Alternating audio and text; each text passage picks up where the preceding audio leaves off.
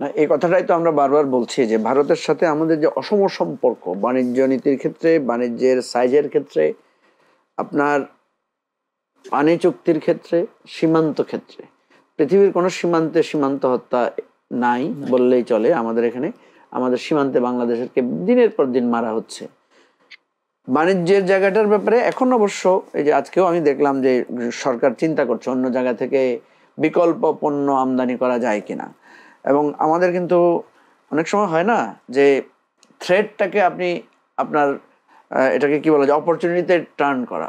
যেমন ধরেন ভারতে চিকিৎসার জন্য যাওয়া আমাদের একটা বিরাট অর্থনৈতিক এখানে ব্যাপার আছে। ভারতীয়রা প্রচুর বাংলাদেশে চাকরি করছে, তাহলে আমাদেরকে একটা বিকল্প যদি আমরা এটা চিন্তা করি তাহলে দেখা যায় এখানে আমরা অনেক কিছু কমিয়ে আনতে পারবো। ভারতীয় পণ্যের উপরে আপনি দেখেন ভারতীয় পণ্য বর্জনের কিন্তু একটা ডাক দেওয়া হয়েছিল, তখন কিন্তু এটা নিয়ে সিরিয়াস ইস্যু তৈরি হয়েছিল। আমরা পলিটিক্যাল পার্টিগুলো প্রপারলি মানে এটাকে সাপোর্ট না দিলেও বা আমরা নিজেরা আগ বাড়িয়ে না গেলেও ব্যক্তিগতভাবে আমরা কিন্তু সবাই এটা দ্বারা প্রভাবিত হয়েছি। অনেকে দেখবেন আমরা নিজেরাও যখন ভারতে একটা জিনিস কিনতে গিয়েছি যখন বলছে এটা ইন্ডিয়ার, তখন কিন্তু আমরা কিনি নাই এবং এটার হিউজ প্রভাব পড়েছে।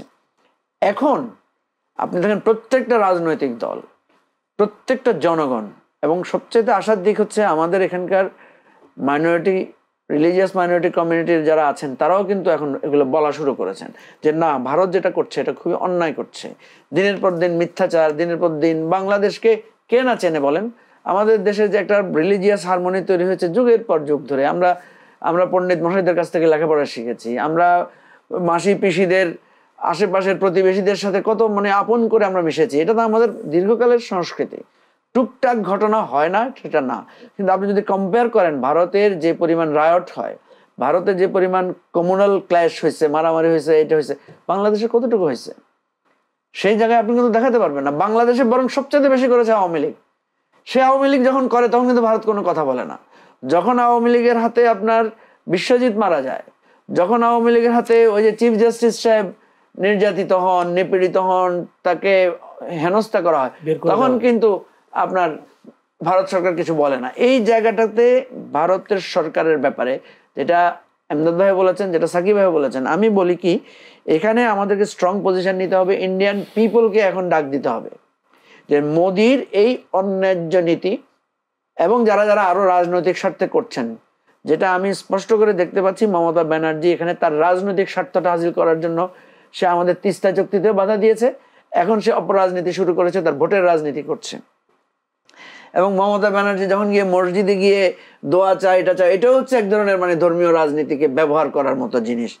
সেই জায়গাটা আজকে ভারতীয় জনগণকে এটা জানাতে হবে যে তোমাদের সরকারে অন্যায়টা করছে এবং এই অন্যায়টা করার কারণে তোমাদের ব্যবসা আমাদের এখানে কমবে, তোমরা যে সুবিধাগুলো পাইতা সেগুলো কমে যাবে, তোমাদের সেখানে আমাদের রোগী যাওয়া বন্ধ হবে এবং এইটা কিন্তু একটা হিউজ সোশ্যাল মুভমেন্টের রূপ নেবে। সেই জন্য আপনি যে কথাটা বলেছেন যে বাণিজ্যের যে ঘাটতিটা আছে, আমাদের এই জায়গায় মানুষকে অ্যাওয়ার করা দরকার যে ভারতের পণ্যের বিকল্প কি কি পণ্য আমার আছে। সেই বিকল্প পণ্যের জন্য কিন্তু এতদিন ধরেন বিভিন্ন ব্লগাররা কাজ করেছেন, বিভিন্ন সোশ্যাল মুভমেন্ট কাজ করেছেন।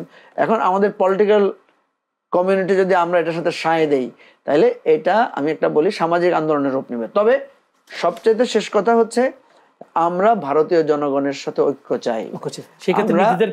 আমরা ভারতীয় শেখ হাসিনার তাবেদার মোদী সরকারের বিরুদ্ধে ভারতীয় জনগণের সাথে মিলে ঐক্যবদ্ধভাবে এর বিরুদ্ধে সামাজিক আন্দোলন করব।